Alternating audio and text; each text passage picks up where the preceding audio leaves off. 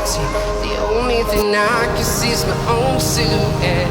I'm getting stronger, step by step. The clock is ticking, but there's no time for regrets.